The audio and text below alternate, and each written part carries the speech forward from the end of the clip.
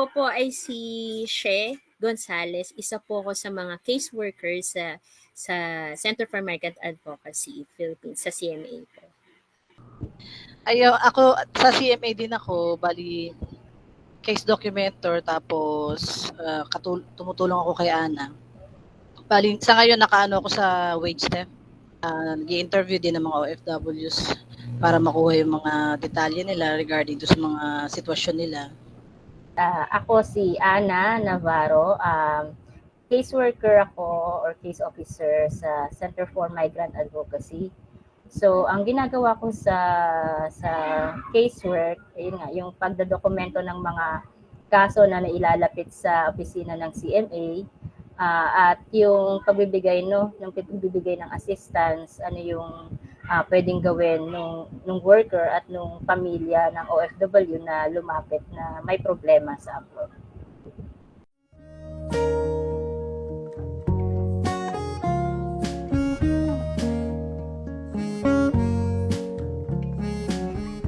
Tapos dito naman, if ever maka-encounter yung kapamilya nila sa ibang bansa, pwede rin lumapit yung mga kapamilya nila sa ano natin, sa mga ahensya kagaya ng OWA, DFA, o pwede rin.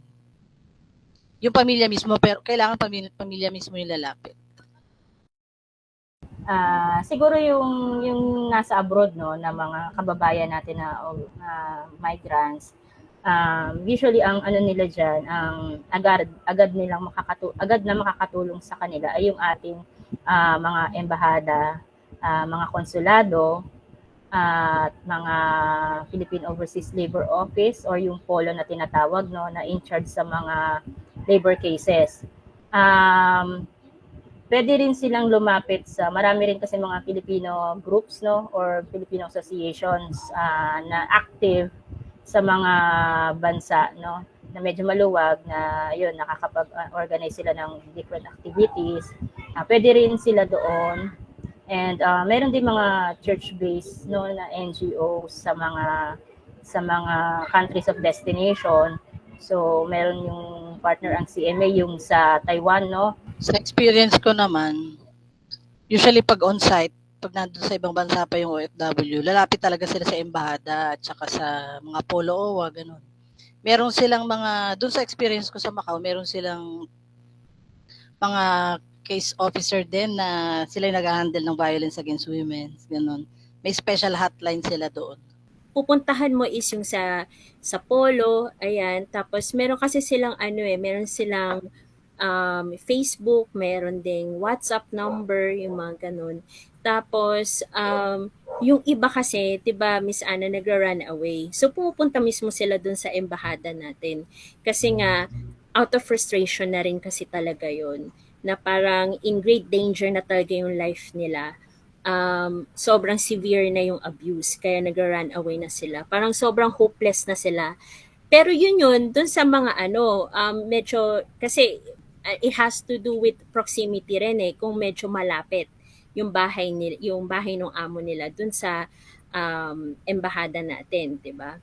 So makasik sila doon ng refuge kaagad. Pero kung malayo, talagang i-exhaust mo talaga yung lahat ng tulong na lahat ng pwede mong malapitan, NGO, tapos sabi nga ni Miss Ana, mahalaga na merong on-site mga on-site partners na tinatawag natin, yung mga civil society organization, faith-based group, yung mga ganyan, media, kahit media.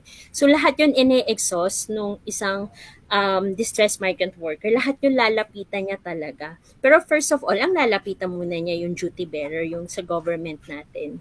Pero again, ang struggle natin or challenges natin, especially sa Middle East, kasi karamihan ng mga kaso natin sa Middle East ay kanina na-mention ni Miss Ana yung may partner organization tayo sa may Taiwan, yung mga ganun. Medyo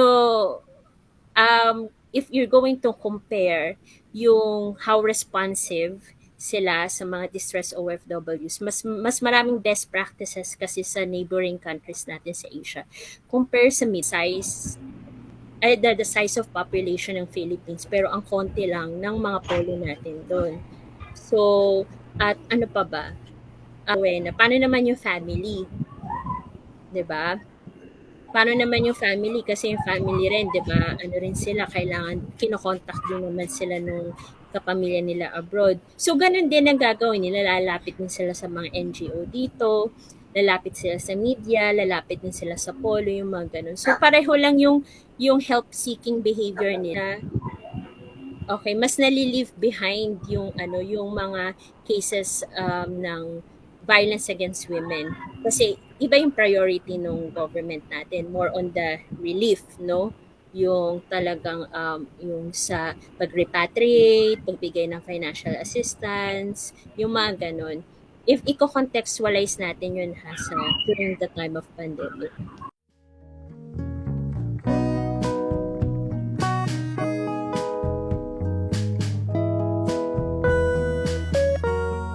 Ah, dapat kasi sa instruction, dapat 'di ba namo-monitor sila ng kanilang mga ahensya. Lalo na yung mga na-deploy ng mga recruitment agencies. Yan yung mga nasa Taiwan, may mga ahensya yan at yung mga mostly sa Middle East, no? Dapat ang una kasi dapat nilang gagawin, pwede silang mag-report actually sa kanilang mga ahensya mismo.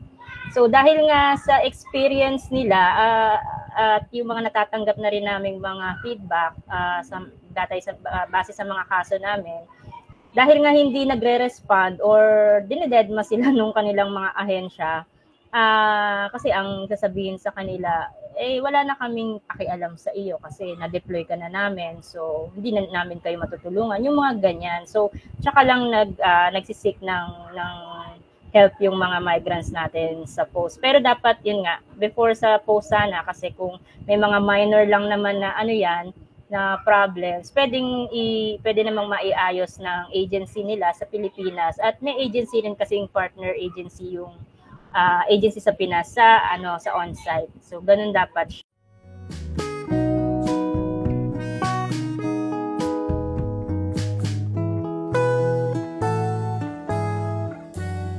Syempre yung unang-una mahalagang batas for migrant worker, Magna Carta for Migrant Workers, no, yung RA 8042 ng violence against women and children, no. Tapos meron din tayong mga batas na anti-rape, di ba?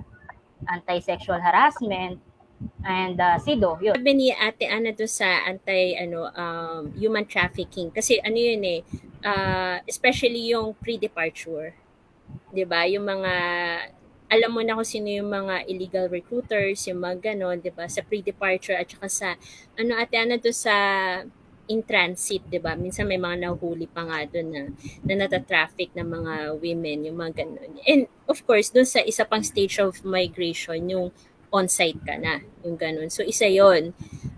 Tapos, pero kasi, maganda kasi ina-assert din yung mga international na yung mga convention na yan, yung mga, yung sa rights ng mga migrant workers as general.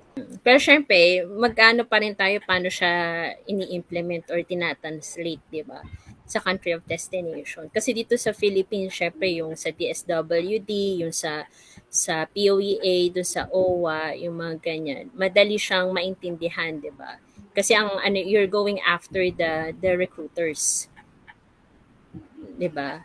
Pero on-site, paano yung sa employer mo? Anong mag-hold accountable sa kanila sa pag-aabuso sa iyo, di ba? Of course, may sarili silang mechanism doon. At yun nga, you can make mention of this international mga convention or laws. Siguro dito rin sa Philippines, no, marami na rin tayo mga batas, di ba, na nagpoprotekta sa mga women. Yung bago, yung sa Safe Spaces Act, di ba? Yung bawal bastos law, yung ganyan. So, hindi lang ito public pwede yung sa online, di ba? Pwede ring ma-penalize yung mga sa online na mga nagba-violate ng mga privacy. Right? Yung sa human trafficking, meron kasing mga kaso na, for example, ang alam ng OFW, nandito siya sa bansa, madedeploy siya sa Saudi. Pero pagdating sa Saudi, ito palang kanyang employer ay may kapatid sa Kuwait. So may na dadalhin si OFW sa Kuwait na hindi alam nung agency niya. na nag-deploy sa kanya at lalo na yung pamilya. So mahirap yung ganitong mga kaso kasi ang mahirap na lalo na hindi nakarating o hindi nakapag-complain yung ano. So saan natin ititrace? Yung pala yung kala natin yung ating kamag-anak o yung pamilya ay nasa ganitong bansa, yung pala nasa iba. Kasi merong mga ano kami na yung family, no, yung mga next of kin, pag tinanong mo sila, meron ba kayong kopya ng kontrata nung inyong pamilya na OFW? Hindi nakakapag-iwan si OFW ng kopya ng kontrata. So, yung mga basic details na sino yung employer, yung mga ganyan, ano yung address, hindi alam nung pamilya. So, kung mahirapan tayong mahanap o may tanong yun sa worker, syempre, yung second natin na yung pamilya sana. Pero yun, may mga ganong kaso nga na hindi nila alam, walang idea yung ano, basta alam lang nila minsan nga hindi nila alam saang ahensya nag-apply. Siyempre babalik pa rin tayo do'n sa na batas dito sa ano natin 'no, sa mga OFWs, yung sinasabi natin yung Migrant Workers Act of 1995 or RA 8042. So lahat na nandun sa anti-trafficking, 'di ba, Miss Ana, on-site, pati lahat, all stages of migration nandun na rin, gender-based violence. So ayun. Tapos siyempre naka-ano 'yun, yung naka-anchor 'yun do'n sa mga na-mention nating international laws kanina. 'Yun. So 'yun yung parang binasihan din natin.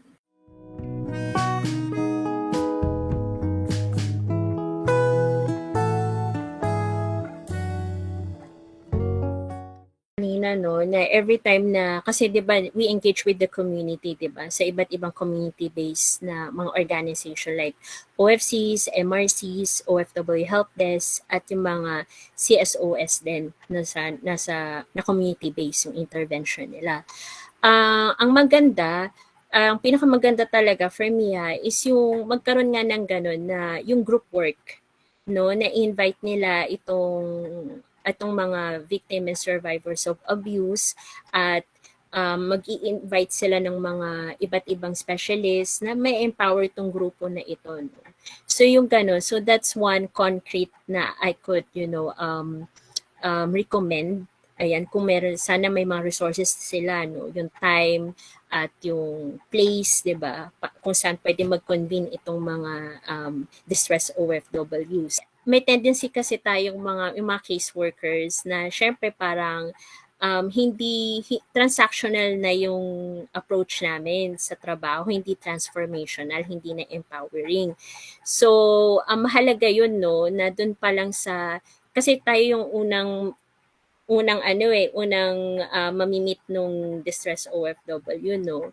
So, kailangan yung training ba sa gender sensitivity, yung ganyan, training sa PFA, psychological first aid. Tapos tayo mismo, educate ourselves sa iba't ibang mga available na helping systems within the community rin.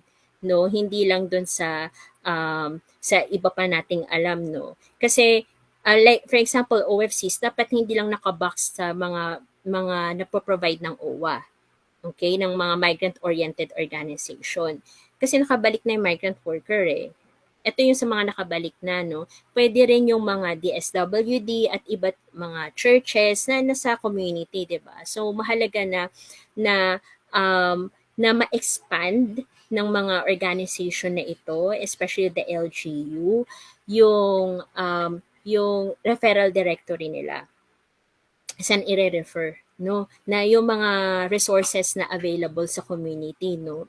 Tapos, kasi ang sinusulong ay ang pinopromote talaga ng government yung whole of society approach at saka whole of government approach, no? I hope lahat tayo maintindihan natin yon, no? Ano ba ibig sabihin nun, di ba? Yun yung talagang effective coordination with each other, no? Sa iba't ibang organization. Kasi mahalaga yun eh. Para alam natin kung saan natin i-refer, para mas mabilis yung service na maibibigay natin. At saka hindi naman lahat ng bawat organization may limitation at may sarili-sarili silang parang unique function, 'di ba? So, yung coordination, networking, partnership, strengthening of partnership, mahalaga yan. Kasi yung LGU may limitation din naman sila, no? So, siguro para sa akin talagang kailangan talagang maging ano lang, yung emphasis sa gender sensitivity, yung mga gender-based violence na mga ayun nga, yung iba't ibang forms of gender-based violence. Siguro more services at saka i-intensify yung education on that sa mga service providers Sabihin mo lahat yung mga OFW na nakaranas ng gano'n. Maganda yung ganong grupo kasi magkakaroon sila ng magka-come up sila ng isang magandang resulta para sa mga sitwasyon ng mga kagaya nila. Tapos ang isa pa is sana mismong yung kagaya namin na mga case documentor, nag-handle ng case, lalong-lalo na yung mga sa ahensya ng gobyerno, yung mga duty bearers, talagang mag-training din sila regarding dito, lalo na kung paano mag-handle ng mga OFW na nasa ganong situation. Tapos, especially yung sinasabi ni siya na gender sensitive na mga informative na na trainings or education, yung ganun. Napaka-importante nun kasi hindi talaga na-apply yun lalo na yung lalapit ka sa polo or sa na bigla kang susungitan, biglang hindi alam kung ano yung sitwasyon mo, depressed ka ba or what, bago sila magawa ng ganun. Sana, sa analysis pa lang nila, nakikita pa lang nila yung itsura ng OFW, ano to, medyo hindi maganda yung sitwasyon nito, nasa ganito siyang depressed na moment, dapat medyo alaga yung yung mga ganun. Wala akong nakikita kasing ganun sa kanila.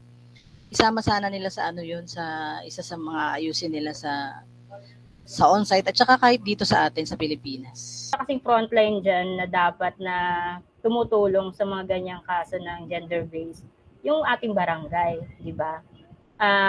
So bago ka pa umakyat sa mga munisipyo, di ba, ganyan. So barangay muna yung magi-intervene.